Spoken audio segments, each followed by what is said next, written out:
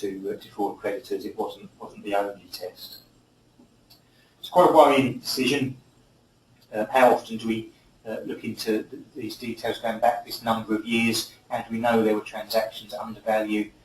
We could be looking at subsequent purchaser who has no idea of that. It really does, it is quite a frightening decision.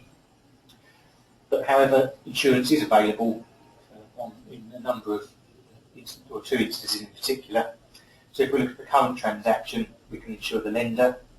The lender only cover is there to get the lender on board, where they've been a bit fussy about offering mortgages. Cover is also available for the owner and the lender, where we're looking at an arm's length transaction for full market value.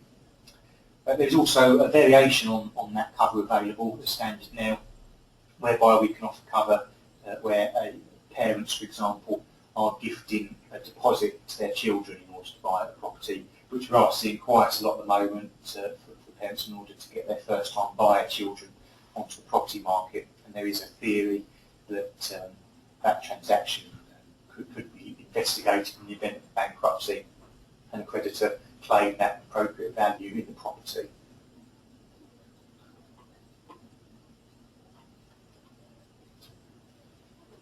Okay, the homeowners protection policy. I mentioned this a moment ago. Now, you will be using legal indemnity insurance where you identify a risk, but it could be that there are risks in the conveyancing process that will be very difficult or impossible for you to spot. And for that very reason, you couldn't be held negligent for missing them, in which case there is no protection available for the client, for the consumer, and indeed the lender.